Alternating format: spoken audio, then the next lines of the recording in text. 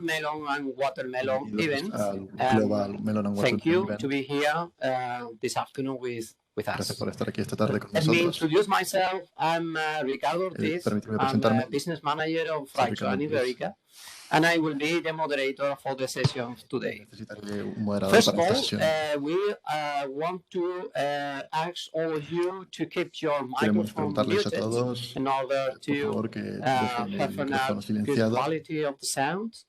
And para we will mejorar la calidad del continue with a sonido. short video with some tips and tricks in order you Vamos a can have empezar a por algunos fruitful trucos y experience consejos. during this session.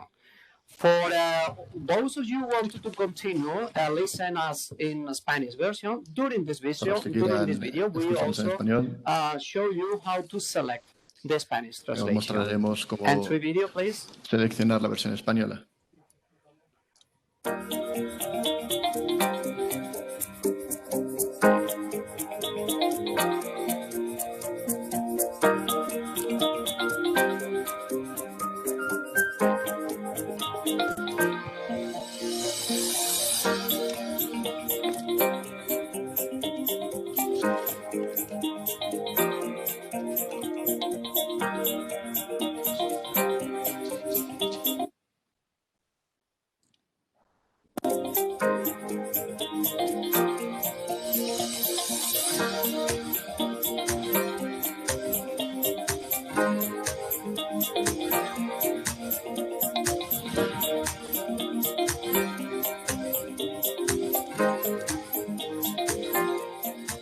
Sí.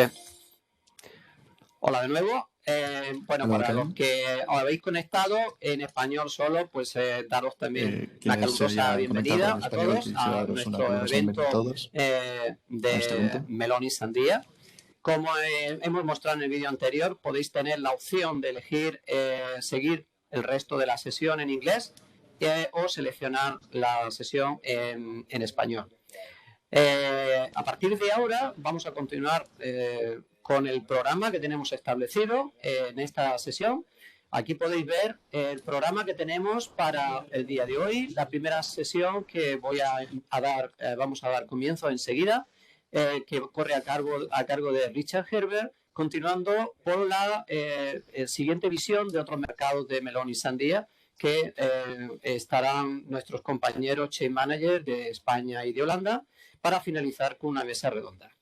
Ahora sí, ya voy a continuar en inglés. So first of all, I will introduce you Primero quisiera Richard presentaros Herbert.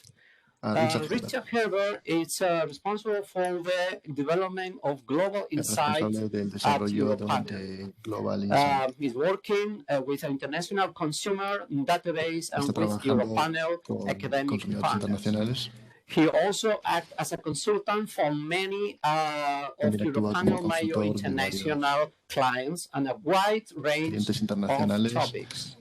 He has en varios working asuntos. for fast food movements, moving consumer goods, he is a market researcher for 45 years and extensive un analista de mercado experience durante within the consumer 45 años.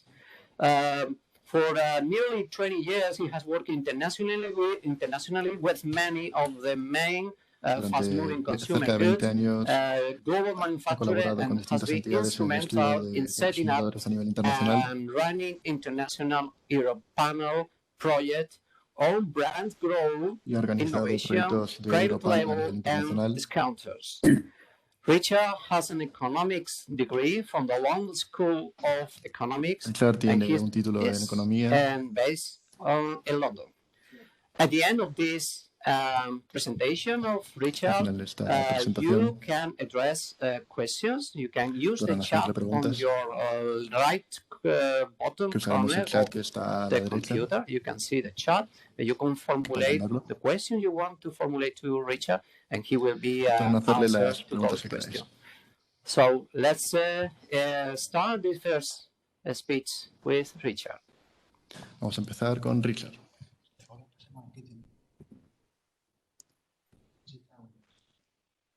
Thank you very much, and good afternoon, gracias. everyone.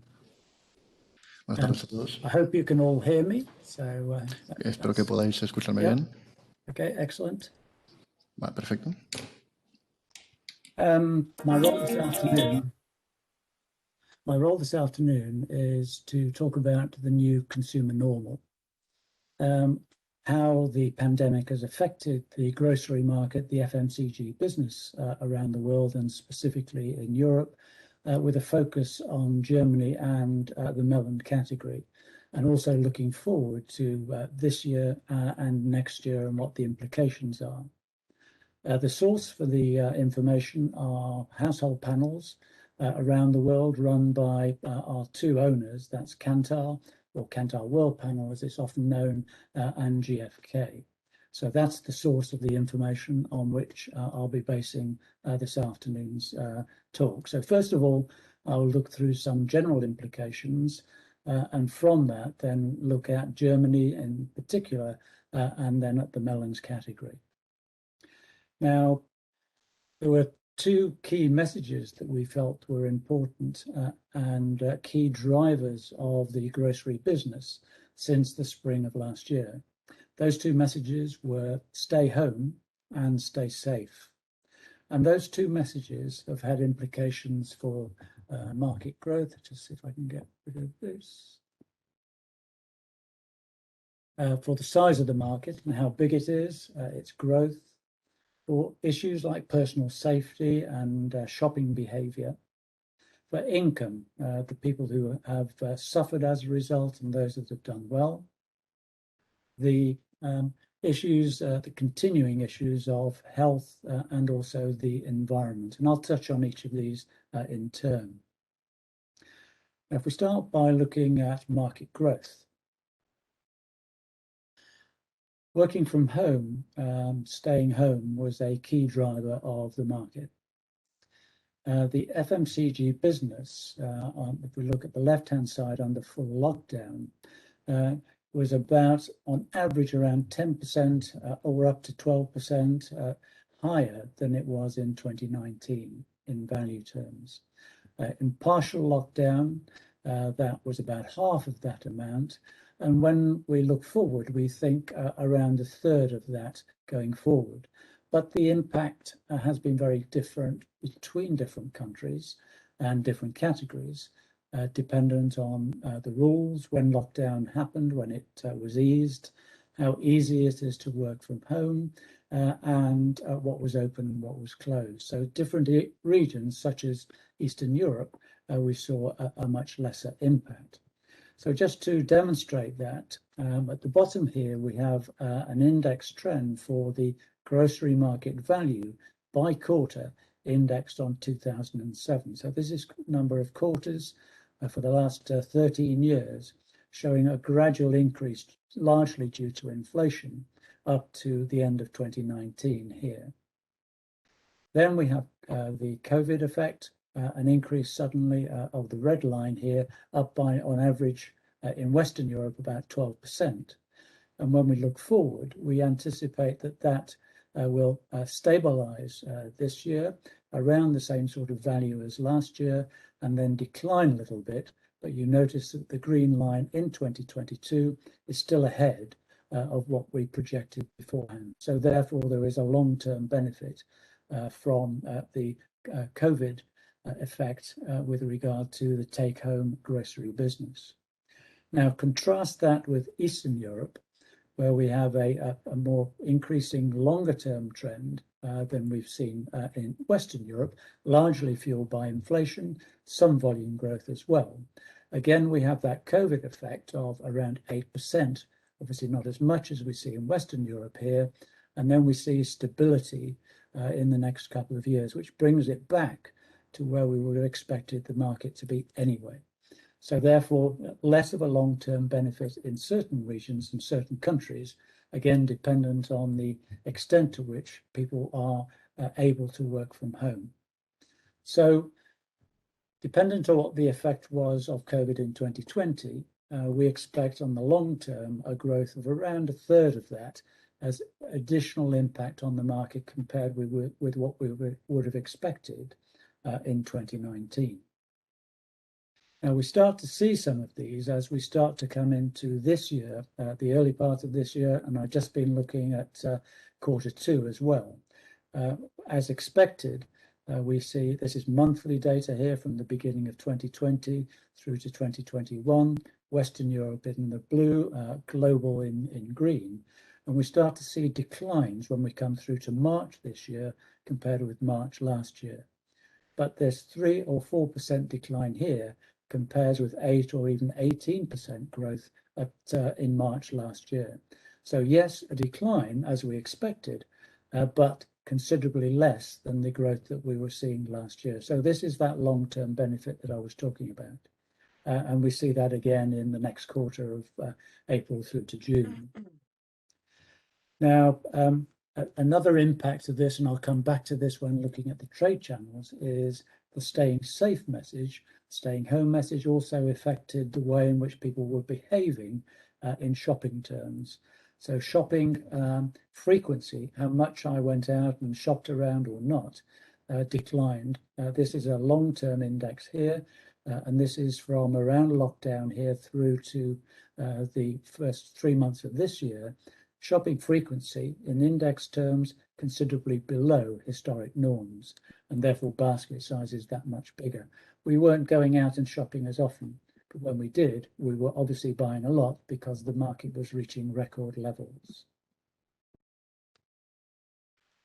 Looking at each of the two regions of Western Europe and Eastern Europe by type of category here, this is 2015 indexed up to 2020 for a whole range of so what you might call super categories in foods, including fresh foods, packaged grocery, soft drinks, personal care.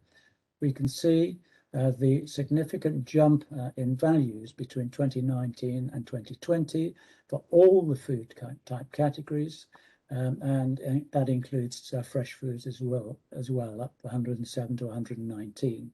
So all of the food categories being impacted, and also household care as well, less so personal care because of the lack of social and work opportunities. But that again is different in Eastern Europe. The continuous trend is true of all categories, including fresh. So therefore, we would expect to see less of an impact in the long term from COVID compared to what we would have expected in Eastern Europe before the pandemic.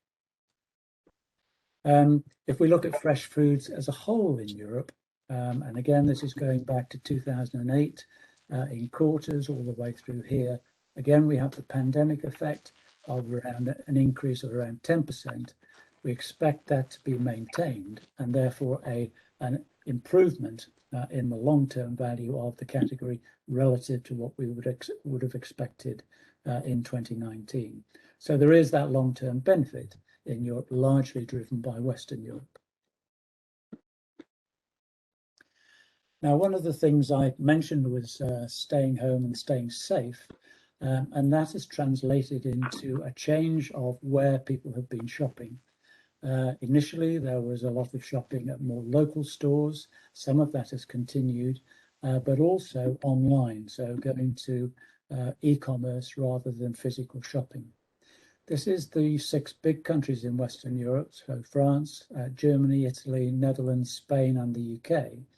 And this is the online share of purchasing, which went up from around 4 to just over 6% with the lockdown last year. This is monthly data here, through to the end of the year with the final lockdowns beginning of this year, when it went up to about 7%.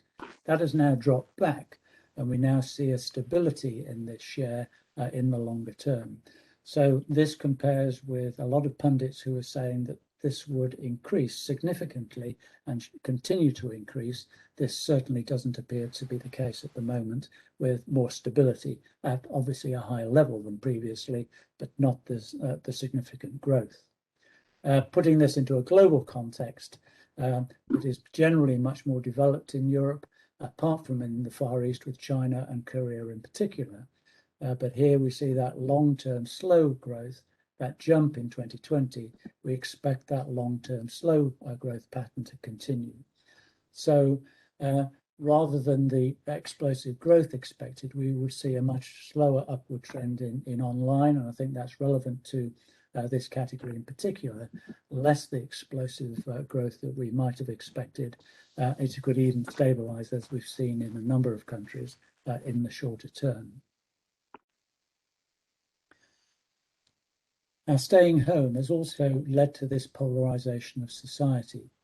Some people have been able to save money, not going out, not going on holidays, whereas others have struggled because of their jobs have been at risk or they have lost their jobs. So there's been this balance between the people who have and have not. This graphic here shows the up or down trading by country. Up or down trading means, am I trading up to more expensive goods or down trading to cheaper goods, typically in this market to private labels?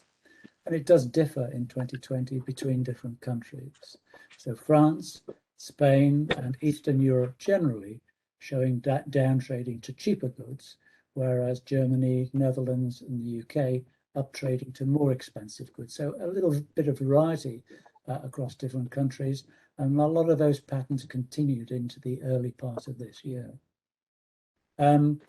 This polarization is also seen in work that we've done with McKinsey, which says their survey said that getting on for 40% of consumer segments were looking for ways to save money, but equally there were people who have the money, as we know, on the other side.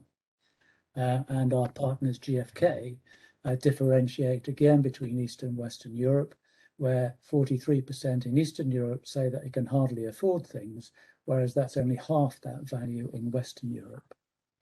So that balance between the haves and the have-nots, we think will continue. The balance may be slightly negative, it might be slightly positive, dependent on country, as over here. So we will get that country variance. This is also reflected in private label and discounter shares. Typically, down trading would lead to an increase in private retailer private labels. That has not been the case in Western Europe or in discounters. So the Aldis and Lidls of this world, beginning of last year, around 39% of the market, just below that this year, and that was the same through the course of 2020 as a whole. And again, for discounters, a slight decline in market share compared with last year, and indeed that's also shown in the longer term. Now that's Western Europe again. Again, we differentiate with Eastern Europe, where both of these metrics, private label and discounters, are showing increases, not just in 2020 compared, but also into 2021. So again, we get that difference between those two regions. The fourth area I was looking at is health, and this has been a long-term growth trend. Again, our work with McKinsey said that 34% were going to be focusing on healthy eating and nutrition in 2021. We have shown not just some of the food categories growing, but also, perhaps more concerningly, that we've been drinking a lot more alcohol at home in 2020. And some of that has also led, as we know, to people wanting to exercise more regularly and staying fit and healthy, but critically and importantly, looking after their inner and mental health. So we see the health driver as a continuous one that will continue after the pandemic and through the pandemic as it has, and developed further through things like the hygiene factors that we've been looking at, as well as plant-based, and even things like food as a drug. So health will continue to be a major driver of the market. The fifth area is the environment. Despite COVID and all the impact that has had, it showed that we have been able to have an impact on the environment. Our work again with McKinsey showed that nearly 1/3 of people were looking to spend more on regional or local products. Again, that's something I think that's particularly relevant here, and spending more on environmentally friendly products. Indeed, the work that we have done by segmenting our panelists between those that are more environmentally aware and those that are not, shows that in 2020, the ones that are most environmentally aware increased by 25% compared to 2019, despite the pandemic, and huge numbers of people looking for things like country of origin or local, and looking for natural. And again, GfK showing a similar sort of thing, with a third of households looking to save in terms of meat and fish consumption. In Western Europe, more to do with the environment. In Eastern Europe, more to do with ingredients and concern about what is in meat and fish. So, like health, we see sustainability and the environment to be an increasing driver of choice moving forwards. Now, that is looking at the picture as a whole, and some of the developments, those 5 areas of market development and size, the trade channel choice, the polarization, health, and the environmental side. And now I wanted to just turn to the more specifics around Germany and the melon category in particular. Firstly, looking at Germany as a whole. We've looked at Europe, we've looked at Western Europe, we've looked at global, and we've looked at Eastern Europe. Here, we're looking at Germany. Now, Germany, again, taking these long-term trends from 2008 by quarter. This is the pattern for the index of the FMCG market in value terms, so the grocery market. And you can see where that would have continued, whereas with COVID in red here in 2020, showing an increase of around 12% compared with what we would have expected. Again, we see a slight decline in 2021 and a slight decline in 2022, but that blue line is still ahead of the expected level we would have seen before COVID.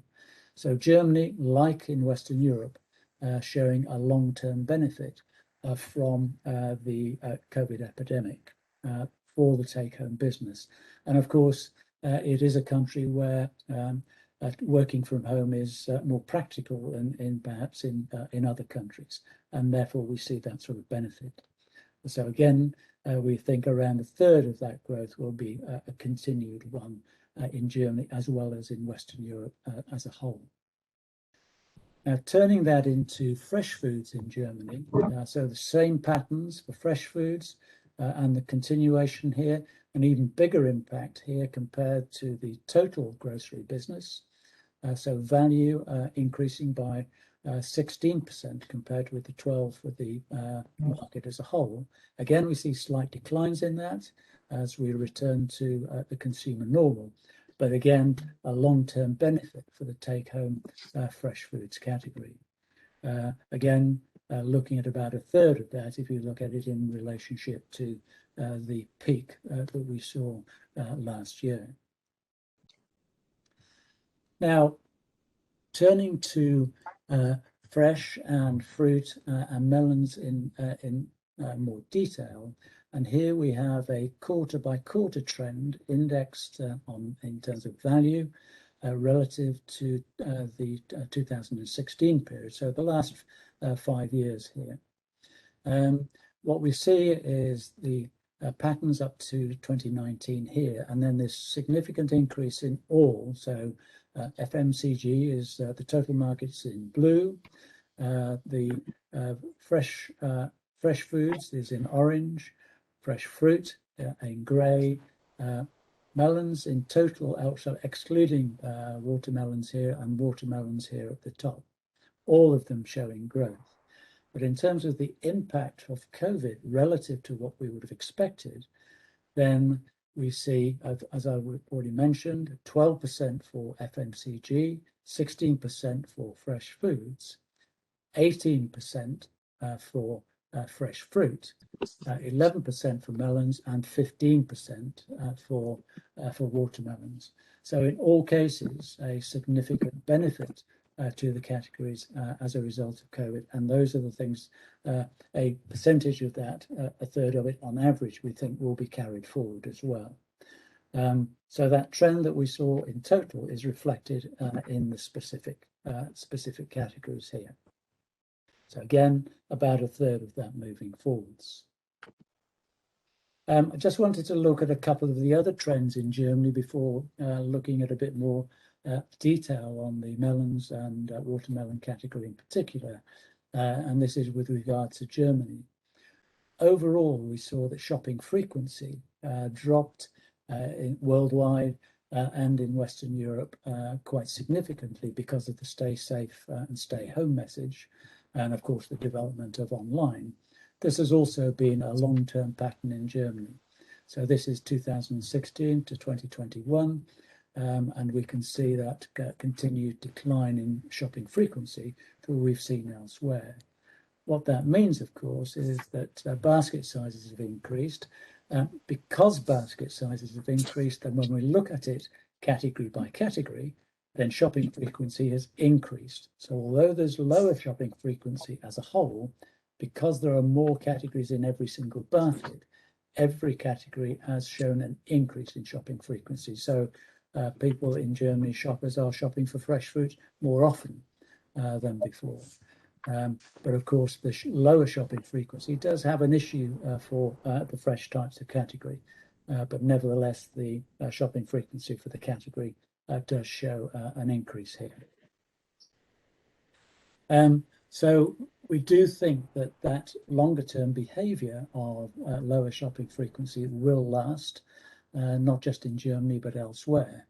It is starting to edge back up at the moment, but we do think that that will be a continuous pattern. And also something to be considered, of course, with regard to the category itself. From the environmental perspective, we mentioned some of the numbers of 16 or 20% for our most environmentally friendly group earlier on for the worldwide pattern. In Germany, it's much, much higher than that. So we're talking about almost double that in Germany. The environmental side and sustainability is much more important in Germany, and those are showing in the same huge numbers for the numbers of shoppers looking for these types of attributes. So country of origin and for natural. So a key driver, and most specifically in Germany.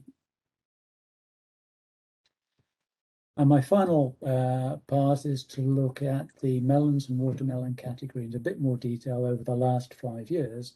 And here we're looking at period by period, quarter by quarter data, so we can see the seasonality and some of the differences between the different consumer drivers of the category as a whole, and how that that overall increase that we saw a moment ago has played out from the different shopper metrics and shopper behavior. First of all, just to, this is watermelons in green, melons excluding watermelons in the orange color, and the longer term trend is shown in the dotted lines in each case. So roughly stable in terms of melons excluding watermelons, with the increase here for watermelons in the longer term. And one of the patterns that we see, of course, is the seasonality into the summer each year, but also that the 2020 season was above the previous hot summer season in 2018. So again, that shows the benefit that COVID has brought to the category since pre-pandemic. In volume terms, it doesn't show quite the same pattern. It matches where it was in volume terms in the peak in 2018, but is not as much ahead, but nevertheless is showing a longer term increase, nevertheless, even in kilograms terms as well. So matching the peak values and volumes of 2018. So how was that achieved? Firstly, the value per buyer. This again is watermelons and melons in the two same colors and the longer term trends. And in both cases, the value per buyer, each buyer is spending more on both categories in the longer term. So even compared with the peak here in 2018, in 2020, well ahead of that and continuing that long-term pattern into 2021. Partially that is driven by price. So price per kilogram has risen, and we can see that gradual increase and price increases here on both sides. But nevertheless, despite those price increases, that has led to an additional value for the market and that additional value per buyer that we see at the top here. So those are the two key drivers of what's been going on in total. It is not the number of buyers, or less the number of buyers, you might say. The number of buyers is pretty stable for melons, excluding watermelons. It almost matches the peak of 2 years ago, 2018, 3 years ago, but not quite. It's less frequency. The shopping frequency in both cases is pretty stable. So it's that value equation of people being prepared to pay more for their purchases in the longer term, and less to do with the number of occasions on which the category is being bought, perhaps a little bit more in terms of frequency, but how much each buyer is willing to pay in that longer term. Now, just to summarize all of that before opening it up to questions, I see there were a number of questions that were coming in as I was speaking there, and I'll try and address those in a moment.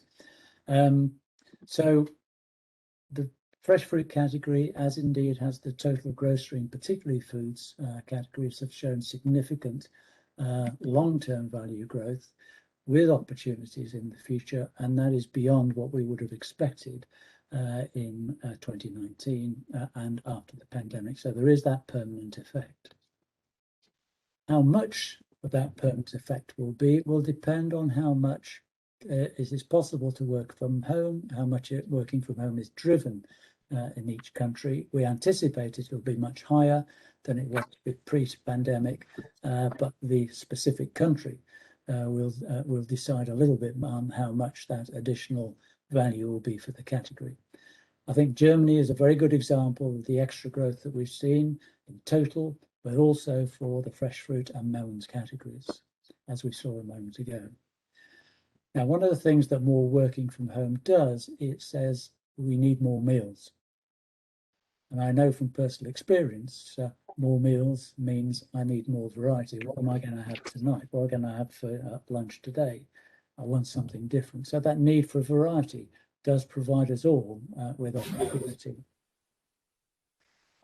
The behavioural side of lower shopping frequency, as I said, I think will remain for some time.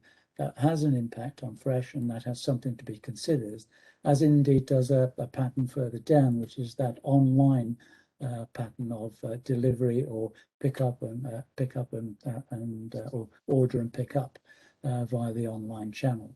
Although in certain regions and parts of them and countries, obviously it is much lower. So both of those behavioural impacts have an impact, I think, on the category, as indeed do the other driving forces of natural and health. And Eastern Europeans being particularly more concerned about ingredients, whereas Western Europe is much more about the sustainability angle, and it is a longer term issue in Eastern Europe. The budgetary issues, finally, are going to be an issue if a recession impacts us. And of course, there are plenty of people who are suffering, as we know. So value for money will and continue to be a demonstrable value for money. Be able to show that will be a key driver and continue to be that. And that's why that development of discounters in Eastern Europe in particular is key in that region of the world. I'll finish with one final slide, which are a few other headlines from a pick of the week that I send out each week with some insights on what has been going on in the industry. I'll run these through these fairly quickly. I think some of these have relevance in that we saw the price increases for melons, but the increase in the buyer, how much per buyer was being spent in Germany. Indeed, the premium brand sector is still growing, and big brands did extremely well in a record market, whereas private labels didn't do so well. I think those are interesting and important patterns. Also importantly, bearing in mind some of the variety and changes in channel, is that there was a lot of new products activity, and it was effective. And those that were really winning above the market were innovating. We had that distinction between overall shopping frequency being down, but the category frequency going up. And I think bearing in mind that the number of buyers on the melons category wasn't growing so much in Germany, the rules of growth, which is around how many buyers have I got being the real driver of growth, still remain the same in 2020 compared to before. There's no change that penetration or the number of buyers is the critical element in long-term growth. So I'll stop there and I'll stop sharing.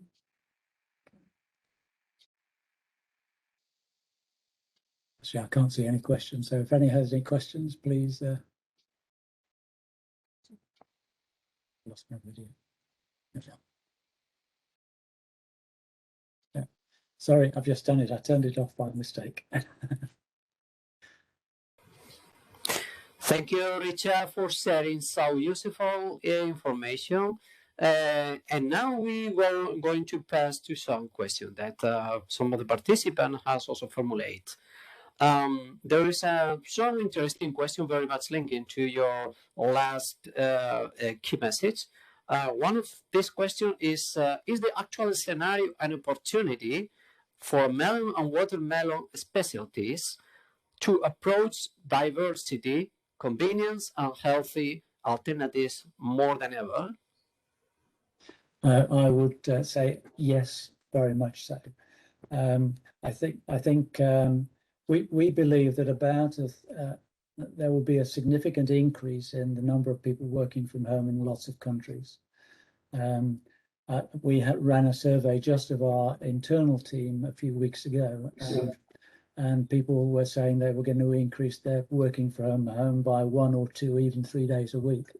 If you multiply that up and think about the opportunity in different meals and meal occasions, and even snacking, which was one of the areas that significantly increased during the pandemic, then the opportunity for different varieties, different options, different ways in which the product can be delivered to meet those variety needs is, I think, a significant opportunity for the business. I don't think there's any doubt about that. And the more you can work with some of the developing retailers, I know discounters isn't an easy top area to work with, but they are growing in certain countries, whereas it's online, which also doesn't provide the easiest of opportunities, but nevertheless, all of those represent, I think, a significant opportunity for the market. Yes.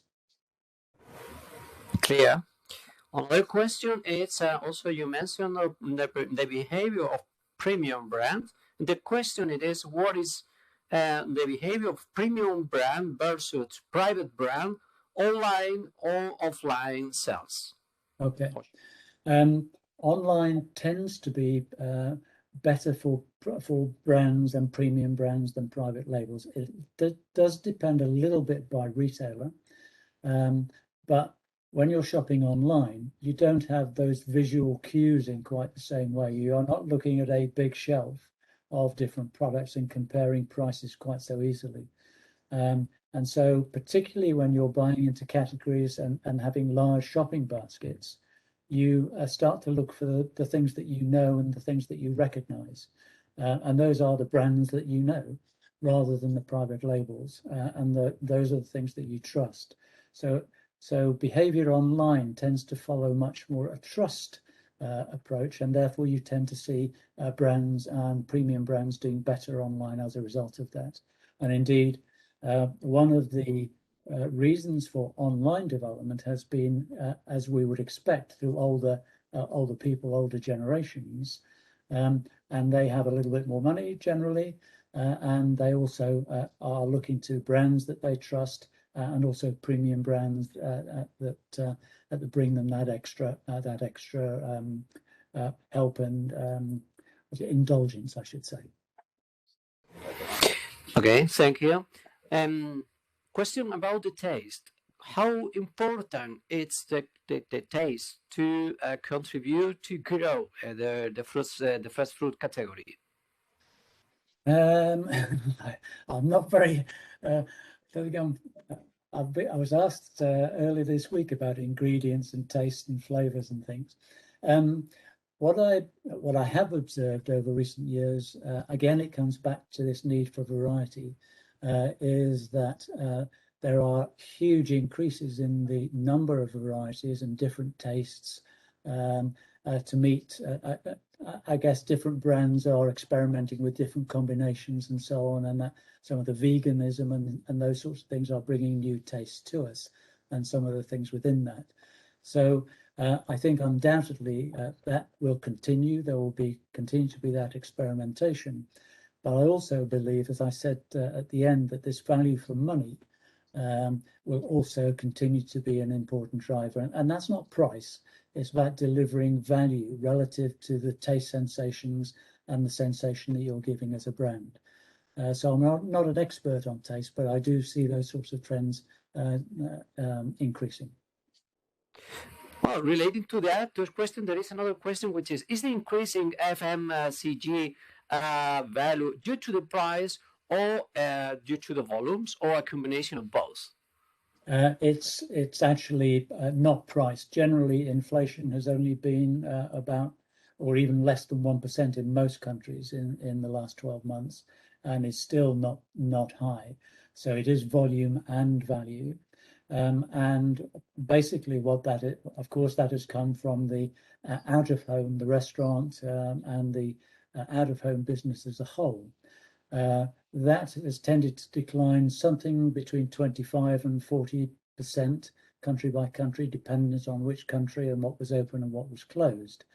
What that's translated to is, yes, more money being spent in home, less money being spent out of home, but a saving to the average home, because of course eating at home is much cheaper than eating out. Okay. At the beginning of your presentation, you started presenting the scenario of the working situations and the consumption from home. Which scenario you think could make us return to 100% face-to-face? And it is, you see, that will be feasible that it happens on short term? I don't think so. I think it depends. It is very country specific. I think in Western European countries, the USA, I think the amount of working from home will never return to where it was before. I've seen a huge number of companies talking about much more flexible working routines, actually encouraging people to work from home, shutting offices and relying on fewer offices. But of course, there are many countries in Eastern Europe and Far East, in Latin America and so on, where it's a much more agricultural or industrial society. And in those cases, then we would see, I think, a much more return to what would have been normal beforehand. So it is very country specific. I didn't mention earlier on China, which is, of course, where everything originated in the first place. They initially got into COVID before we did. They experienced the lockdown. They lost New Year and lost a huge boost to the FMCG business and all businesses as a result of that. After that, it stabilized, and now we start to see increases in China relative to those patterns. But that is more normality in China. I don't see that in Western Europe or USA and some of the more developed countries. And even in the post-vaccine scenario, do you expect a change in the interest by healthy food, or in general the behavior of consumer nowadays? No, I think healthy food. I think that the whole development of plant-based, vegan, vegetarian, less meat, less fish, all of that is increasing. I think will continue to increase. So I don't see that going away. I think that will be a gradual and continued increase, and a reason for choice. I think that will continue. what opportunities are there for melon watermelon to grow in both value and consumption? I think the first question relates to that, in that this need for variety, the need for change and difference in terms of what I'm eating is a key area, and that those sorts of things, those convenience elements, those links to specific occasions, and how the product is sold in that way and how it's packaged in that way, provide both of those opportunities. So it is an opportunity to gain more buyers through seeking more and different occasions, and also at the same time, to that type of approach, also building value. So I think that those two elements come back to that initial question, I think. And economic polarization that we see now during the pandemic, and also in the expected crisis that we are talking. Do you see there will be impact also in the consumption in the category of melon, watermelon, in the coming years? No, I don't think so.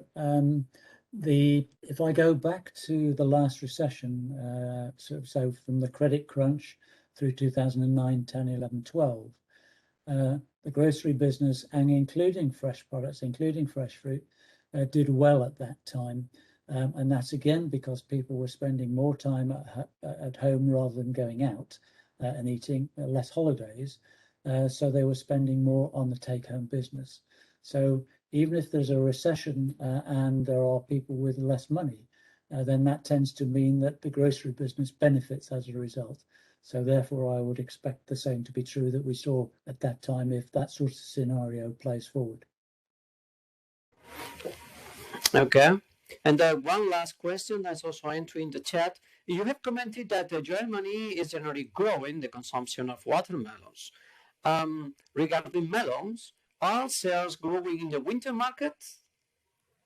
Watermelon have also biggest opportunities to grow also in winter. Yes, it does. I think that, yes, you saw the huge seasonal peaks, I mean, vast seasonal peaks from winter to summer.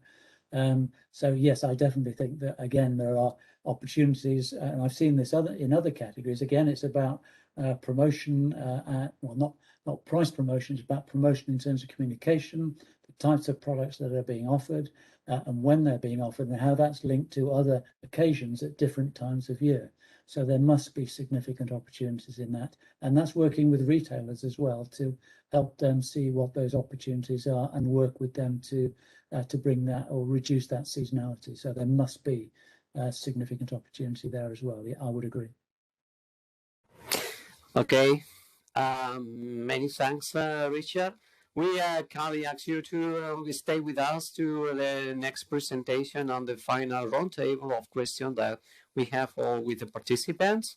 And now I will to introduce the next speakers.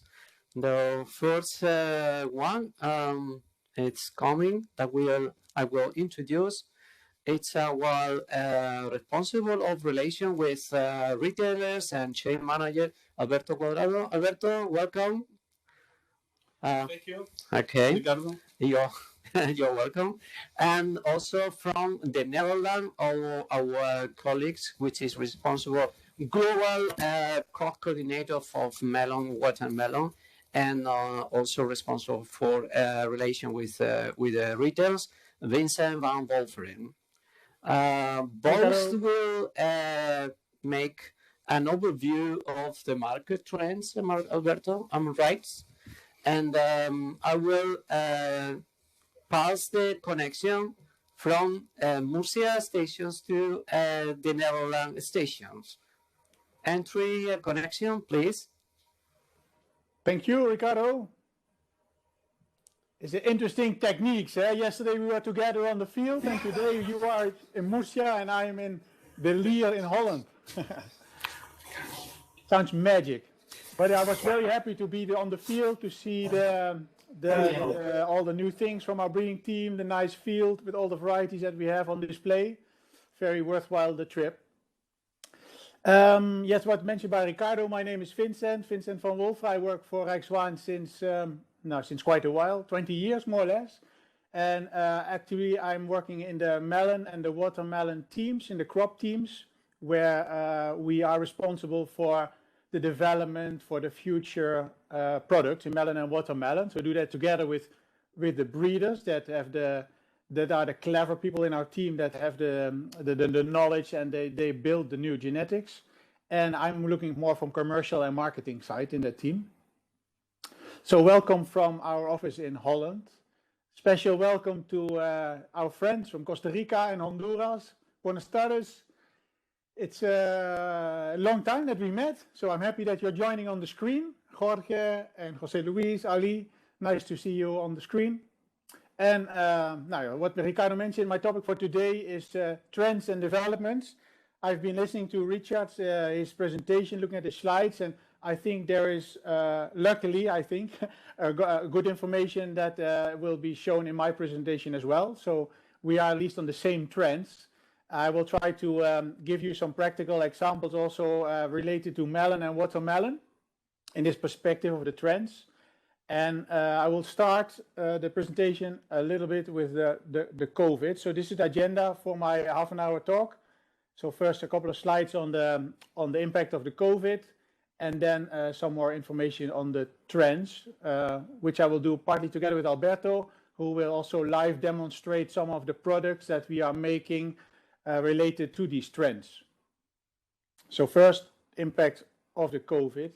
So I am borrowing a slide that's made by the Rabobank, who has done a lot of studies on consumer trends impacted by the COVID situation, especially related to the fruit demand. So what you can see on the left is in the last years, there have been quite a lot of trends and developments. And what COVID did, that rationalized the situation quite strongly. Yeah? The impact of the lockdowns in a lot of countries around the world. So there were clearly a lot of different things that were important before and are a little bit more to the background today, and hopefully are coming back in the future again. But if we look at today, what's really is actual is the situation post-COVID, where you can see cocooning, home cooking, and localism as two examples, but I'll show you a little bit more later on. COVID had a large impact, not on every part of our business. And I talk about our business, I mean the fruit and vegetable supply chain. So that's from us breeders, but also our customers, growers, people that trade the produce, people that pre-cut the produce to have it in supermarkets on a very convenient way. So that's what I mean with our business. So you can see markets like the out-of-home market and the on-the-move market were big time collapsed there. Hotels were empty, so no fruit salads were served in the morning for breakfast. People were staying at home, so no petrol is used, no coffee and fruit salads were bought in petrol stations, for example. Focus is on eating at home. So initially that started off with a need for products because consumers were a bit scared, and I think we all recognize that. What will happen, how it will go, what will be happening in 10 days, 2 weeks, 3 weeks. So people were really what we call in Dutch hamsteren, which is mean collecting a lot of food to make sure that you go okay. So initially empty supermarkets, empty shelves, even when governments were telling, no, this is not necessary, food will be there. Be careful, everybody wants to buy food, so don't buy everything yourself. But still it happened. There was a big demand for frozen food, for example, food that could go in the fridge. A big demand for longer life vegetables. So instead of lettuce that is going off rather quick, we saw people buying more broccoli, more cauliflower, those kind of crops. So there was a big change in purchasing demand. Later on, we saw that fresh was coming back. So after the first rush, the situation calmed down a bit.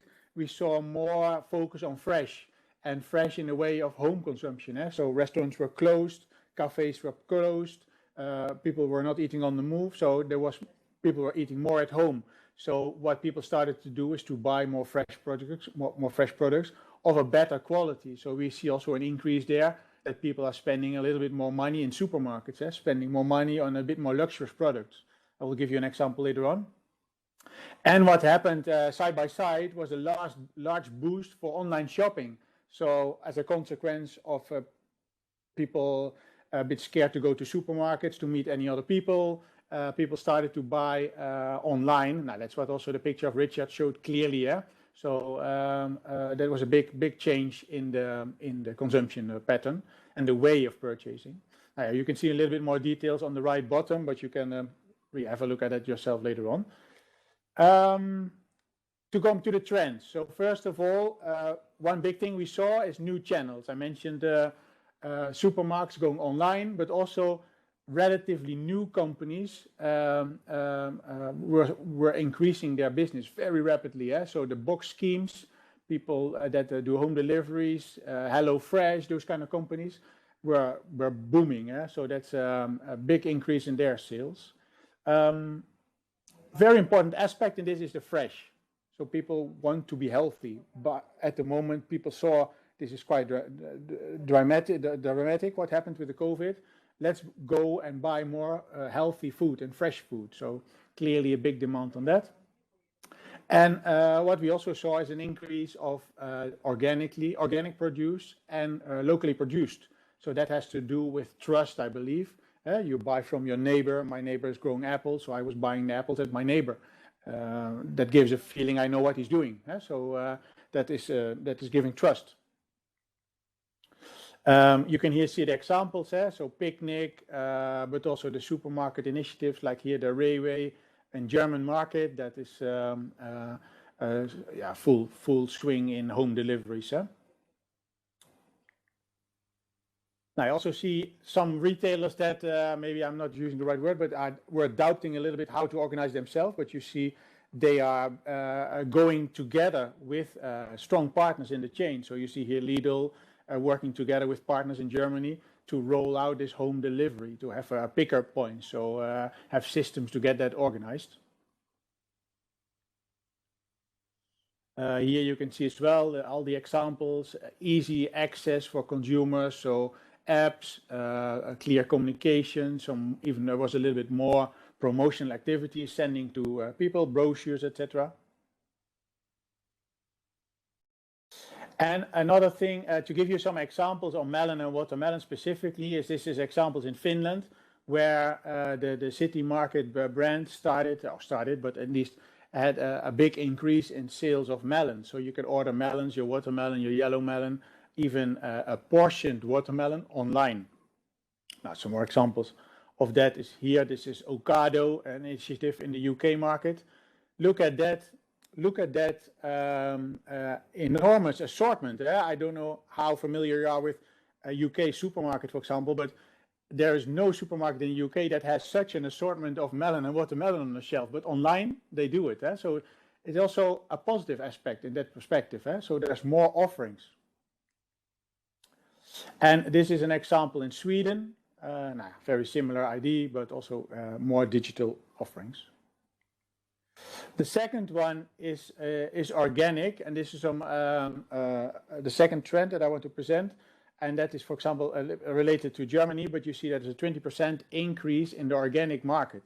So that's an increase of 15 billion euros. So that is really significant. A lot of different partnerships, like this one here explained, Lidl with Bioland, just to make sure that they have organic produce on the shelf. Here you see some data which is collected by our team in Berlin, thanks for that, where you can see what Kaufland was doing at that time. So the type of produce they have on the shelf, pricing, origin, so this is origin from Spain, and some watermelons from Turkey. You can see organic watermelon from Spain. So this is quite, it's not unusual, it's not super new, but you can see this business expanded during this last year. So there's more demand for organic watermelons in this case.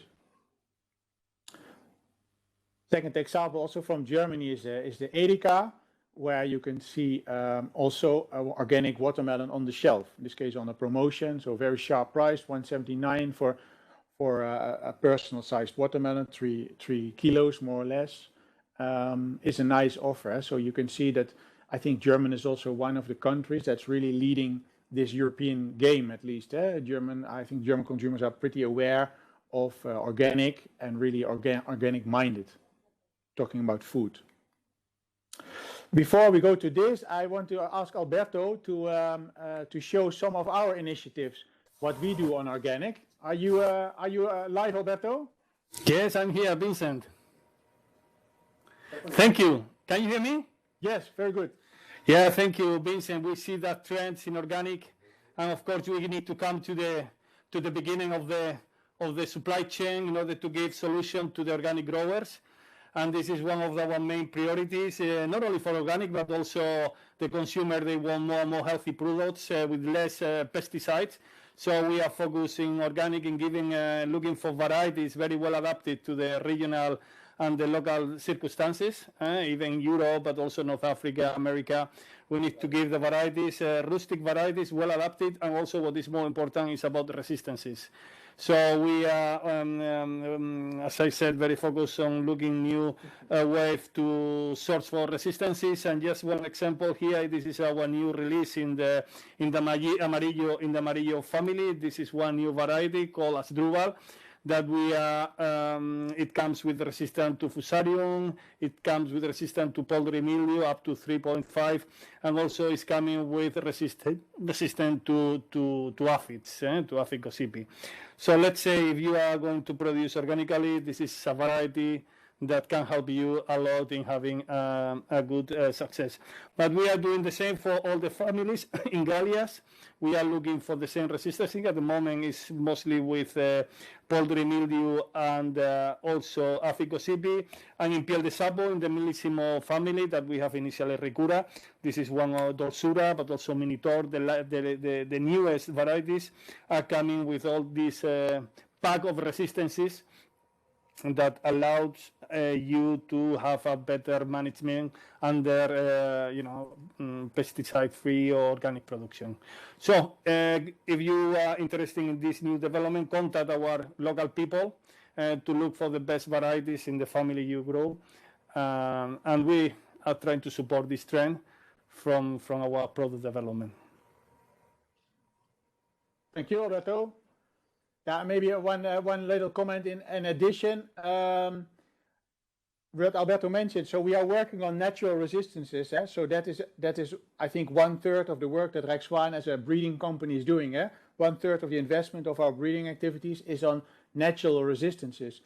And next to organic, but this is also very critical and important for developments that we see in the market. Major retailers say this is the maximum residue level on fruits, all over crops. Chemicals are being banned in certain regions. So natural resistances are very critical for organics, but also very critical for the develop of traditional business. And that's also what we want. So develop varieties that have the natural resistance, because some consumers, some people in the world think that growers have a hobby in spraying, but the time that's a long time ago, because agrochemicals are very expensive, a big contributor to the cost production. And in addition to that is a plant normally doesn't like to be sprayed with a chemical. A plant grows healthy when it's natural, when it's fresh, when it can go on its own, and it's not depending on chemicals that are forming a layer on the leaves, for example. So that in addition, and then the next one is fresh and health. Was mentioned in the beginning as well in the Rabobank slide, is that consumers seems to appreciate more than before the healthiness and the freshness of our vegetables and fruit and vegetables. So you can see that in many publications that have been appeared around the world, and a lot of promotional activities. So you can see, for example, here in the right bottom is what Rijk Zwaan does ourselves, is the sweet Palermo, which is a super sweet pointed type of pepper, which has more vitamin C than an orange, for example. So to promote the functional and positive ingredients of vegetables. Now, on top of that or above that, you can see watermelon. I think most of you know, if you're in this business, watermelon is a super healthy product, and that's also one of the drivers why we see growth today in watermelon. A lot of consumers like the taste, but also are aware of the vitamin and the content of this healthy product. Some examples of freshness. Now, this is not melon, you can say, but just as an example, what we have also seen developing more quick than it was starting before. So some examples where in supermarkets are now growing platforms, growing systems. So in this case on the left from InFarm, the system in Edeka is like a greenhouse in the supermarket. So you can harvest your own lettuce. So yeah, it's impossible to do it fresher, let's say. Yeah? So you see that in different places around the world occur in supermarkets. So really a need and interest in freshness. Now, the second part was health. Now, yeah, you can see, I just had a quick look at the internet, but you can see there are so many promotional activities from the last year on these crops. If you look melon and watermelon, with what are the specific points that are healthy, what does it do to your immune system, what does it do to your antioxidants in your body. Some even say fight against cancer. Difficult topics, but really a clear contribution to health and well-being, these fruits and vegetables. Now the fourth one is localism, and depending a little bit where you are, yeah, what is localism? If I talk for myself, being here in Holland, it's not so easy to grow melons and watermelons. The climate change is helping a little bit. We have our greenhouses, but in general, you could say that the melons that we consume in the Northern Europe, like England, Holland, Germany, Scandinavia, are year-round being imported. Big part is coming from Spain in the period from June to September, and the rest of that, outside of that part, it's coming from either Brazil or Central America. Bits and pieces from Senegal as well nowadays, but you can see it's a 100% import product. Having said that, we see initiatives that people want to grow melons in Holland, in Germany, in the UK as a specialty. So it's not the mainstream today, but it's a special product in the market. I give you some examples that, for example, here, UK grown watermelons, driven by the big retailers. Marks and Spencer is very active, Tesco very active. On this, you can see also the Bell melon from Bell Orta, produced in Belgium. And you could see that Edeka was awarded to have a good amount, of a high amount of locally produced produce on the shelf in the German supermarkets. So there is clearly this need. I think we all recognize this, that you see the local for local product. You can see the flags on the product that attract people to stimulate consumption. Home cooking. Now, that is what I mentioned in the beginning. After the first shake of the COVID introduction, people were calming down a bit. People started to say, okay, then we need to make our life good again. So we're going to go to the restaurant, we're going to go to the cinema, we're going to go eating out. So let's enjoy more at home.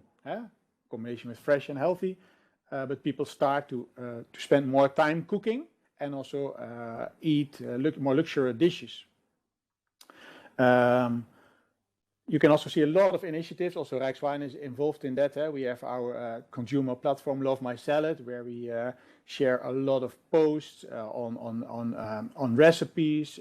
We have interviews with bloggers, with consumers, how they appreciate different recipes, different new concepts to consume, new kind of ways of cooking, preparing fruits and vegetables. So yeah, this is still happening. Some examples, if you then look at specifically at melon and watermelon, because speaking for myself, speaking here from the Northern Europe, we see melon and watermelon mainly as a dessert. So we normally see it together with ice cream, for example, after dinner. Many countries see it as a breakfast as well. But in addition to that, you can do much more than this. See the pictures. You can make a nice salad within the melon. You can do a nice chilled drink with pieces of melon and watermelon. The home cooking creativity also was there. So people start to make watermelon cakes, for example. So fresh watermelon cakes. People put watermelons on the barbecue. Really beautiful to do. Really nice experience as well. So it's more than just dessert. So people start to eat more fruit and vegetables at different moments of the day. Now we, as a company, we also play a little bit on that part of the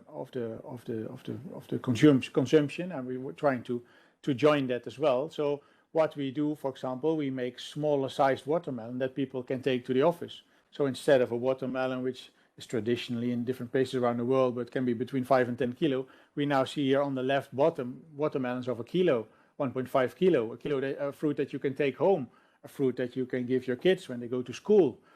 So that's really upcoming. That as an upcoming trend. People are eating in more different moments. On the right, you can see this is a Dutch fridge. I know fridges look different in different places around the world, but this is a Dutch fridge, and we suffer a little bit with watermelon because watermelon is traditionally quite large. So we're also working on concept with fruits that have smaller size. I'm sure Alberto will show you a few a little bit later on that can fit in the fridge. And I think last but not least on this topic, on the home cooking, is it also gives a fun factor. So you can see initiatives that are people doing funny things with fruit and vegetables. So you can see here this shark made of a watermelon, a bit of our own promotion with the ice cream of a new melon concept we're launching in the United States. You can see people playing with the colors, and then we all know the watermelon dresses. So funny pictures that are being made with produce. One trend which is not necessarily related to the COVID, but I think this is something we saw already for a longer time, and even in it's the other way around in the COVID time, or due to the COVID time or COVID situation. We've seen some issues or decline of markets, for example, for melon and watermelon, is the convenience sector. So the stimulating of eating at different moments, eating product on different occasions. So take fruit to work, take it home, eat it in the car, and not just at breakfast or not just as a dessert, but find more moments to eat melons and watermelons. Now, what I mentioned, positive developments, and also a bit of developments that are that we suffer from a little bit. If you look in the melon and the watermelon case, and I think more specifically for melon, is that on the picture on the left, you can see possibly one of the most popular products at the moment, which is fresh strawberries. Fresh strawberries are a product that it's easy to eat. You don't need to clean a lot. It's very healthy. It's super good tasting. And in this perspective, it is very convenient to eat it. If you see the picture besides that, that's two boys with a watermelon. That's a little bit difficult, more difficult to take to work. So there you see that some other products can be a threat for melon in this case. Also watermelon. Watermelon is more difficult to clean. But we can buy them in the supermarket, as you can see on the right bottom and in the top picture, as a prepared piece of fruit, so as a punnet with pieces of fruit, possibly mixed with other products as well, and also as slices or parts or halves or quarters, so different offers. And you see creativity on the right top. This is a picture from England, where Marks and Spencer is offering kebab sticks with fruit and vegetables. Now, beautiful color because of the melon and the watermelon. The candy colored looks that will attract people. So this is a trend that this is going to stay, and this is going to continue, and for the future, very important. That's something I forgot to mention in the beginning. As a company, Rijk Zwaan, we follow trends, and we are very happy with the information that's shared by Richard, for example. But sometimes we have a bit more challenging situation, because it's nice to know what happened yesterday, and it's also nice to know what happened tomorrow. But as a breeding company, where it takes somewhere between 8 and 10 or 12 years to develop new genetics for different regions, we would like to look a little bit more in the future. And that is not so easy, but it's something we try to do to understand market developments. We look at markets that are traditionally ahead of many places. Now, in the watermelon case, and the strawberry picture is still there, I think we can say that the United States is the world of strawberries. I think a big chunk of all the strawberries eaten in the world is eaten there. Consumption is incredible, like blueberries, incredible. And we see a trend moving to Europe. You can see where England started, more fresh cut fruit. It's already a long time ago, but you can see that moving into the continent as well and moving further east.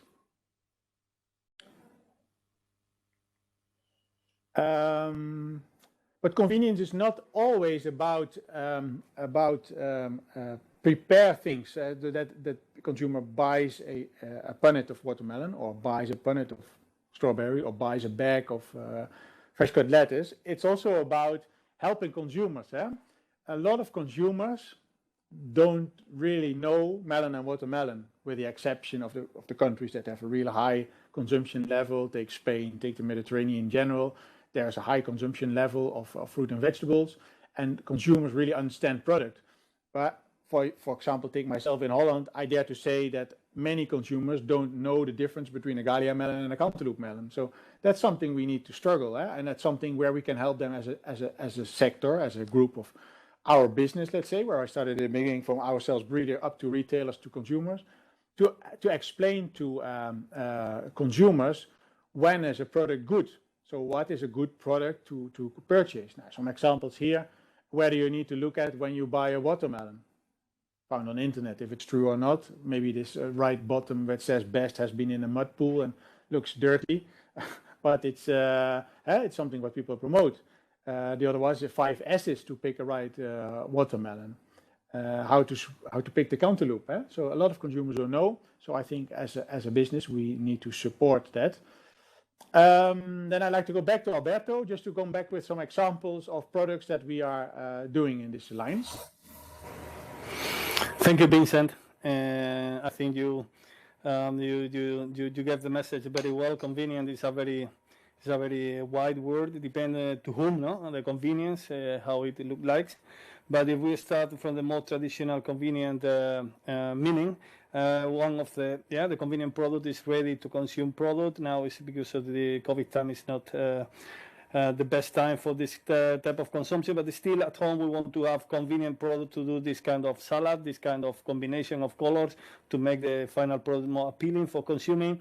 So we are delivering varieties with different color of the flesh so that we can target this or that consumer. So we can have yellow color from the watermelon, really nice red color for the watermelon, but also in orange we have our cantaloupe, very well known, the Caribbean family, for the fresh cut industry, and also we have very good Gallia varieties with a very appealing green flesh. So we can have from white to orange all the color to make this convenient product, but it's one meaning of the convenient product.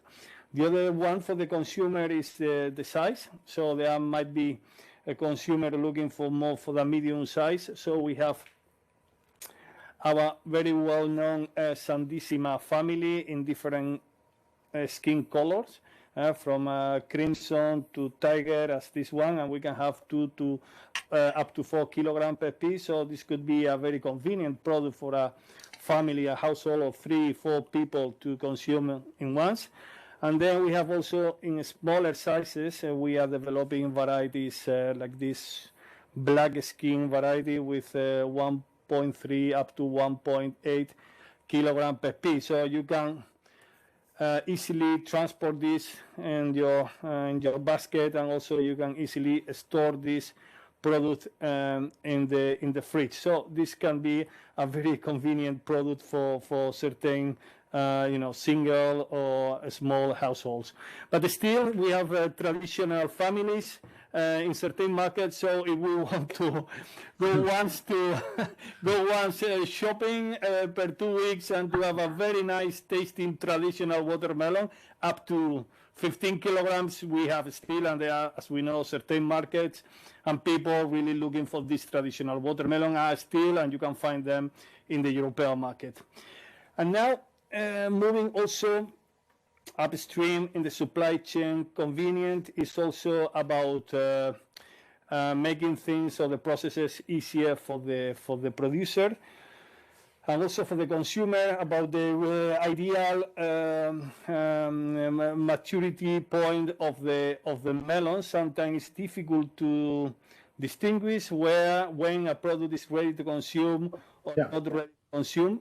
So we can see we are developing varieties like the ready-to-eat melon, and they are more convenient for harvesting because you can recognize easily because of the change of the color. We can have here an unmature melon and mature melon. You can see the difference of the color, so it's easier for the grower and the producer to harvest them in the right moment, and also it's easier for the consumer to distinguish when the product is ready for consuming.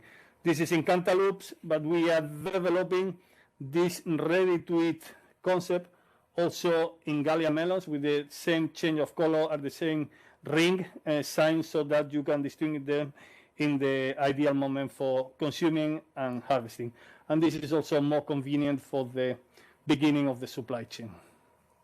These are just some examples I wanted to share with you. Yeah, very good, Alberto. The last two is also really to help the entire chain to improve the quality of melons. And I think that some people are a bit scared to discuss, but I think melon is a product which is not so popular today. We see stabilizing sales. Some areas we see a decrease in sales even. And we believe as a company that that's really to do with the homogeneous overall quality of the fruit, possibly in combination of what consumers know about it or not. But that's why we are developing varieties that I explained by Alberto, so we have a clear indicator for the right harvesting moment. The goal of that is that growers harvest at the right moment, so the product that end up in the supermarket and finally in the fridge, in a dish at the consumer level, is of a much more homogeneous quality. That's the idea that we are aiming for. That's it, Vincent. I see in the chat there's a question about what are the names of the mini watermelon varieties. We've got quite a few. What Alberto explained, we have the really tiny ones. I have them here as well, which is this baby one. This is really a prototype, 1.5 kilo. This is still coated, but we can always talk about it also if you connect with your local guy or with us, from Alberto and me. And we have them in a larger. I'm not to ruin the display. Yeah? We have them in slightly bigger, which is a Sandissima type explained by Alberto. These are very common varieties. These are between 2 and 4 kilo. We have several. We have this one as a tiger skin, but we have them also with a black skin over here. You can see here. Yeah, it's coming. And we also have them in the crimson skin, so a dark background with a lighter. So again, please connect with Alberto, me, and then we'll go through the details. But these are very common and available everywhere in the world. Is that hopefully answering your question?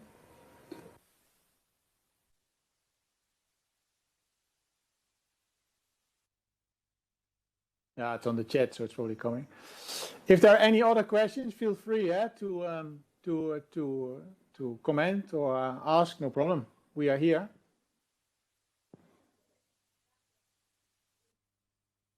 I see there's one more.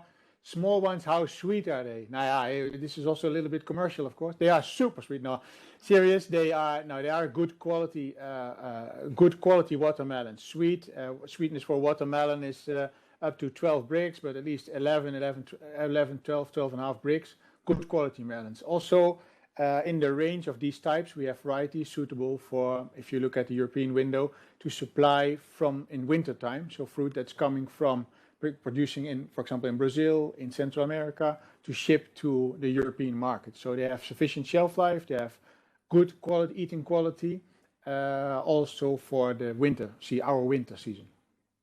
Thank you, Vincent. We come back to the round table, and I will give the word to Ricardo, who will guide us through the round table. Thank you very much, Vincent, for your connection and your input. And now I give the stage to Ricardo. Thank you. Thank you. Thank you. Thank you, Alberto. Very interesting your presentation, real live presentation. Thanks to technology, for those that cannot really join those days to come to the station to see the product directly. Well, this is a good opportunity to get in touch with the novelties and most recently format we are presenting. I will introduce some relevant participants in this last part of the session to participate in a roundtable and just get some good reflections and of course answer questions to all of you who are interested to address questions to those participants. The first participant I will introduce, it's Miguel Ángel Jiménez. Good afternoon, Miguel Ángel. Really a pleasure to have to count with your participation in this session. For those of you that don't know Miguel Ángel is a manager, director of JimboFresh, Levante Sur, one of the most innovative and marketing dynamic companies nowadays in the fruit and vegetable sector. Thank you, Miguel Ángel, to stay with us. For sure that some of the questions will be formulated to you, I'm convinced. And there is another second participant on remote, I think. It's and the team help me to confirm if there is another 4 participants in the round table. I'm here, Ricardo. Is that? Hello? Ricardo, I'm here. Hi, Juan. Hola, Juan. Hi, Juan. So, again, welcome this afternoon to join with us. You are working for the company Bollo? Yeah. Yeah, so I think you don't need so much introduction. Everybody knows very well Bollo, and you can imagine that with the participation of Bollo and Jimbo, you can really see the interesting discussion that we can have this afternoon. And I have one first questions to start introducing this roundtable. And this is one of the questions that some of the participants has formulated. It's the following, because if you remember the presentation of Richard, they said innovation is one of the key drivers nowadays. And regarding the innovation is the questions to both of you, which is the following. Which are the key elements to introduce a new product in the market where this category doesn't exist, in melon and watermelon? What are for you both? You have experience on that and you have proven how to succeed introducing innovation on that. What are for you the key elements to succeed in those introductions? Juan, do you want to want to start? No, Ricardo, please. Can start Jimbo. Miguel. I think for taste, it's a mix of things like taste, format, and these are the key point for the new consumer to make the goal and to start introducing a new product. Taste, of course, is something that is unnegotiable, and a new concept in sizing, because home nowadays are smaller and smaller, 2-3 members instead of 5-6 in the past. So the people want to know exactly about the origin of the fruit, about from the seeds to the plate, all the history, but also the format. The new format has to be one of the most important things. Juan, what do you want to add to this list? Yes, look, the PDS, okay, is our mainly product that we work. It's true that many companies are striving to innovate, looking for new varieties or looking for new concepts. But in the case of Piel de Sapo, perhaps the format has not changed. Okay, but yes, what the customers expect from us. Okay, I think that the greater social and environmental responsibility. Okay, also feeling surprise, healthy life. Okay. All these new parameters is today in trading top, okay? But this is based on something basic to our way of understanding the melons, is to maintain the quality through the year. We need to have some traditional experience, okay, that Piel de Sapo represents, okay, and also innovate in format in new varieties. It's a mix of innovation and tradition. Okay, so summarizing: taste unnegotiable, maintain the quality, innovation. The last point you also mentioned before, The format. the format. Well, and regarding format and regarding innovation and regarding those things you already mentioned, next question is, can this new, for one side, the new consumer formulas, the new consumer moments, new scenario in the market, can these new circumstances help us to promote the sales of products like melons and watermelon?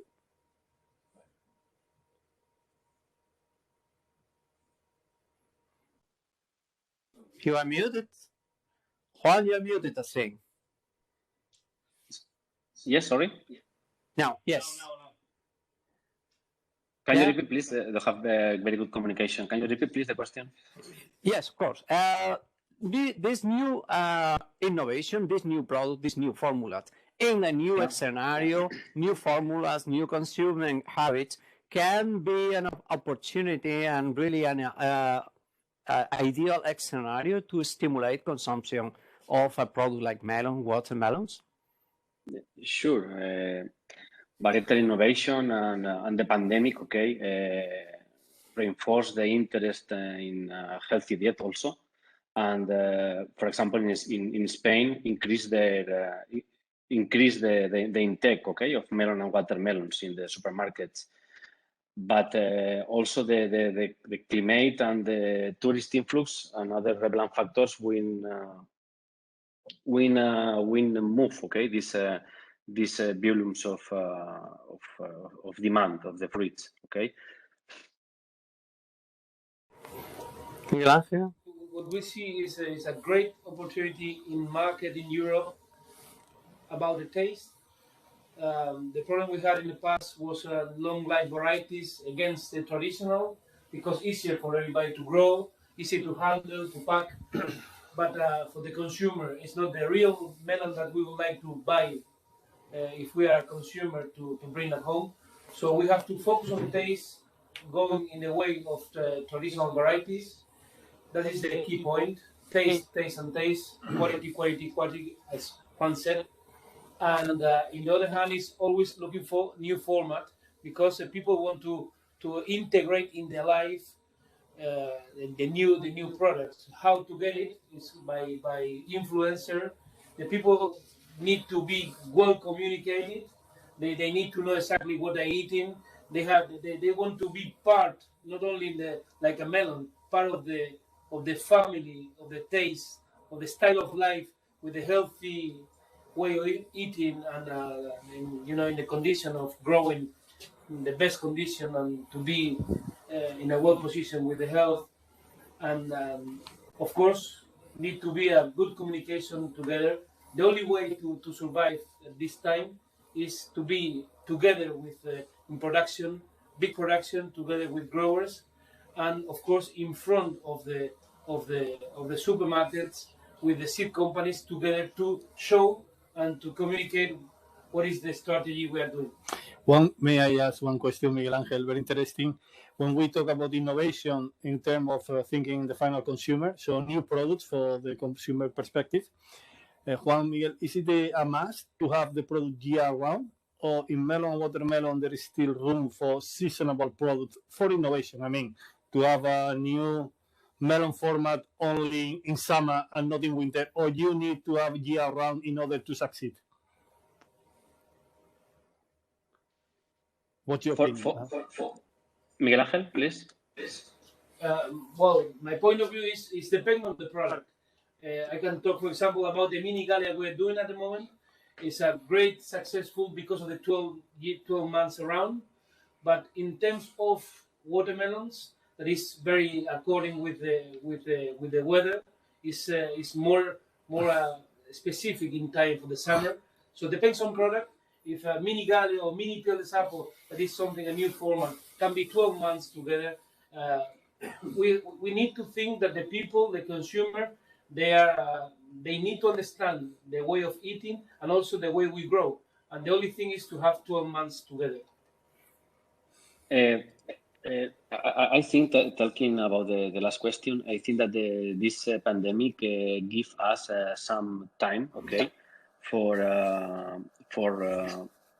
understand and for know different things, different types of melons, okay.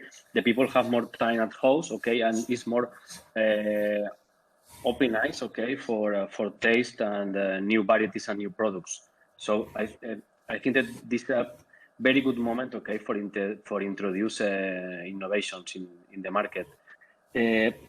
Also, talking about the around the year, okay, for example, for us, for Bollo, is basic, okay, have a good piel de sapo throughout the year.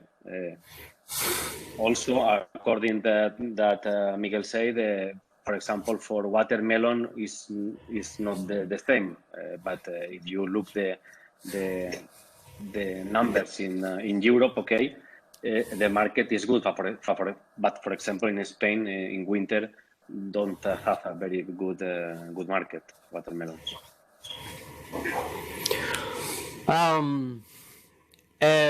I have another important question to both of you. You have seen the counter analysis of the trend of consumption in the market in Germany, and you have seen the trends of the consumption of watermelon, which is growing, and the consumption of melons, which remain stable, slightly being decreasing. Also, we have perceptions that the old of melon consumer is getting older. So, questions to both of you: how we can target the youngest consumer in melons? How we can attract the youngest consumer in melons?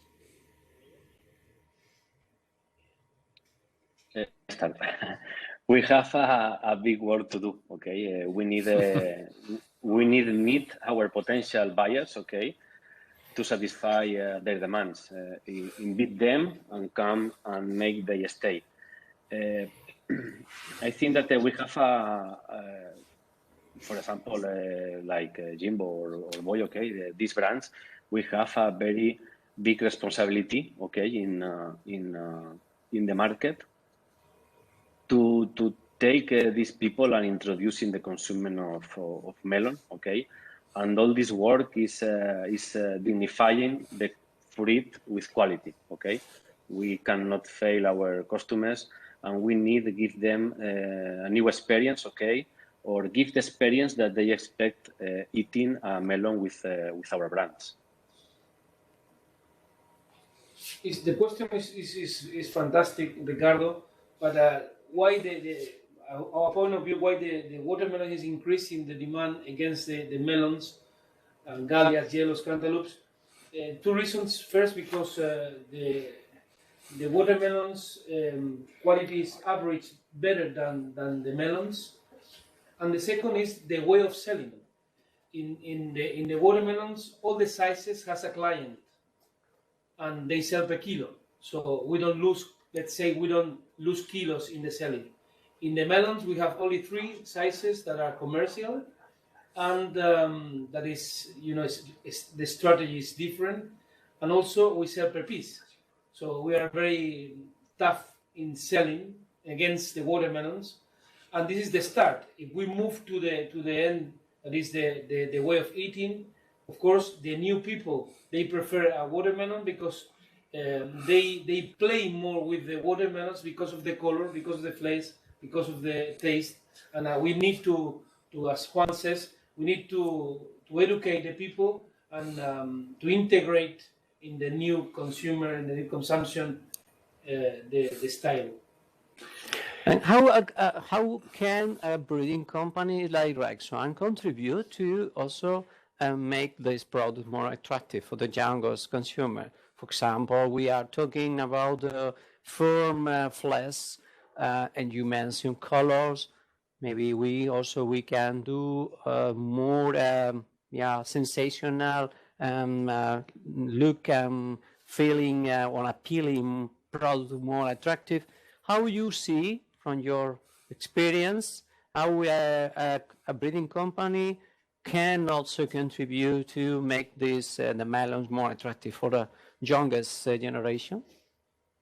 I mean, Juan, the way of eating has to change. So why the youngest people don't eat more melon or watermelons? Because it's not easy to peel. So let's think about that. Maybe a type of melon that can be beatable, like an apple, for example, or play with the seeds, play with the color, with the size, and with all these things together. And we have to communicate and to learn the people how to eat melons that they don't know. Even in Germany, in Europe, they don't know how to peel a melon. Juan, what do you think? And I agree, okay, with Miguel, but also we must think in us also, in the growers. Is very attractive, okay, and we love when we introduce a new variety or new product, okay, but it's a very big effort, okay, and sometimes you don't go away because it's very difficult to the production, okay, and the harvesting, for example. So we need when we have a project, okay, sometimes we need the seeds companies, okay, very more close, okay, work, okay, together with the growers, and have more opportunities with more varieties, okay, for have success. It's not enough one variety with taste of apple. I don't know, okay. We need to have some varieties for have success, because it's very difficult. And do you see a clear preference in the flesh texture, for example? More firm or crispy texture will be more attractive for new generations. What's your opinion about? Well, the new people, they prefer crunchy flesh in most of the type, but also if we move to traditional gallia, most of the people prefer to eat the gallia with a spoon. So it has to be butter flesh. So it depends on the category you are looking for. There's a different perception. The thing is, for the crunchy, the new type of flesh is the new consumer from 20 to 45 years. They want to have a more firmness flesh than butter. Do you see the same, Juan, in Piel de Sapo? Yes, it depends of the varieties and the moment. For example, my kids, okay, love crunchy and soft melons. Depend if the taste is good, okay, the melon can have success. Depends of the taste, okay, for me. Okay. May I ask, because I think it's a different topic, but I think you are the both company are really a flagship in the branding, in introducing the product with personality in the market. Bollo mostly initially more in the national market, but Jimbo mostly in export, in melon, where was really not difficult to believe that a brand was introduced. And I think I want you to tell us a little bit your secret. How can you position so well a brand in the market, in national, but also in export, where when private label seems to be, the captain of and the only way sometimes to introduce new products.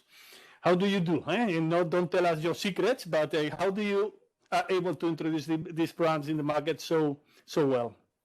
Well, for us, it was very easy.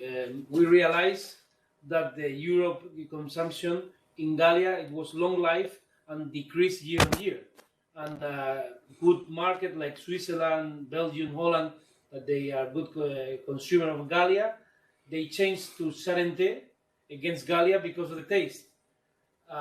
25 years ago, the traditional Gallia, they were selling a lot in Belgium, Holland, Switzerland, and we saw the market, we saw the opportunity, and then we launched our strategy in doing traditional Gallias, and we create a niche of market in Europe.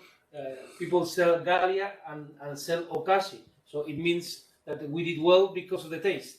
Again, taste is one market that the seed companies and the grower has to be the first step and create all the business against around the taste. That is very important, is the most important thing. In relation to that, sorry, Juan. Yeah. Well, look, for Piel de Sapo, export outside of Spain is not easy, okay? Many commercial mistakes have been made that have affected the reputation of the Piel de Sapo melon, okay, in Europe or Asia, for example, or Canada. We try, okay, Bollo try to do a big effort to show, okay, and educate our customers, okay, and at the moment we are working well, okay. In Spain is more easy, we have a very important marketing actions, okay, in the market, and the people recognize our brand, okay, with Piel de Sapo.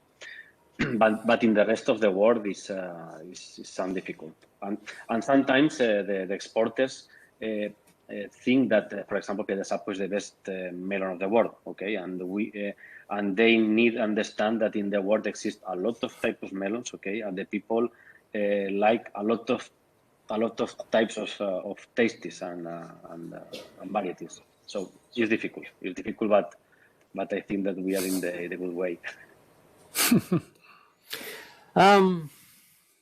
Another relevant challenge, before we were talking about how to succeed in introducing innovations, we already talked about how to attract youngest generations, especially melons. And there's another challenge. Let's talk about the future, and let's talk about consumption, promotion and increased consumption. Because you have a large experience consolidating a very recognizable brand. You are really succeeding to communicate very well your premium brand and to transfer the attribute of your product to the consumer. And honestly, I think this is a significant contribution to at least maintain or even increase for consumption in melon watermelon. So That's everybody, I think, can recognize that in your both companies.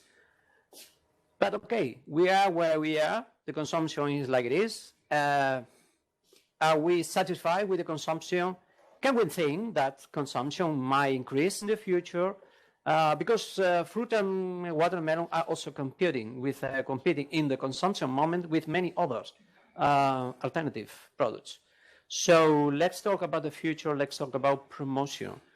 What are your visions in your both respectively companies to take advantages of the near future, and how you can anticipate some action, some initiative to maintain or even increase melon watermelon consumption? Well, Miguel, you first. It's a good question again. Yeah. I think the portfolio has changed. We have to be together in the same lobby, seed companies, producers, and commercial together, and selling together with more volume and more target and more budget in the economy to communicate, because the communication now changed. So the new consumer, they don't see almost TV.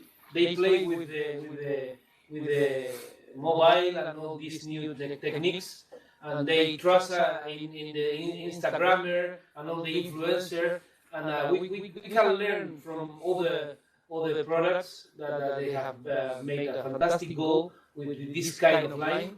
So production has to be together, because we are very we work very separately, atomized, yeah. And together, not like competitors, but like partners, with the genetic together, and with a good budget of money to communicate. There is a great niche of market in Europe that together we can make a fantastic goal. Well,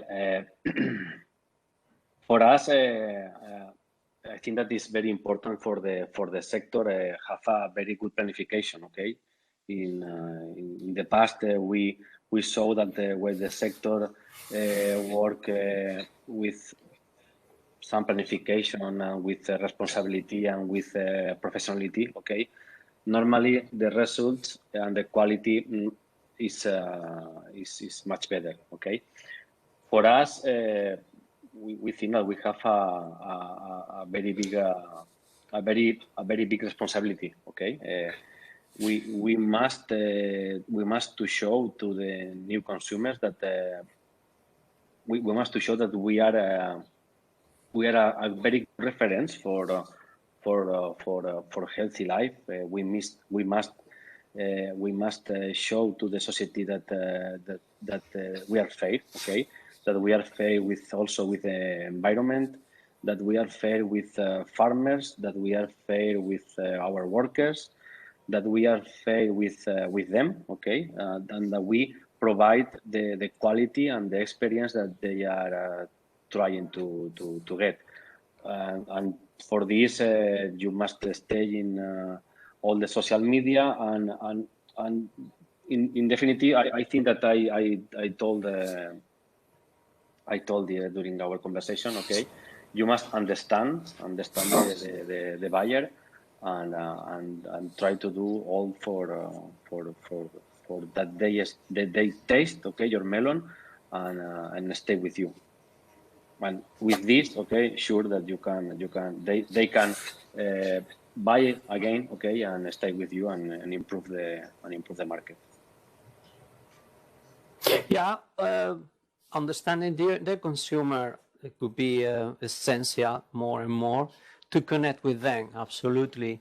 But you also listen to you, Juan. I come to the point that, do you think we might also consider to do more lobby on fruit and fruit in the fruit sector to defend better the attribute, the inner attribute of the fresh product? Of course, it's a healthy, full of vitamins, and nobody say anything regarding that. But probably we need to do more lobby about that. We need to connect better with all society and to be more proactive, communicating those attributes in the fresh fruit. What do you think about? I think it's the I key think point. that I think that this word is not good today. Okay, if you talk about lobby, okay, the young people think in another different things. Okay, of course, the sector may work together. Okay, and must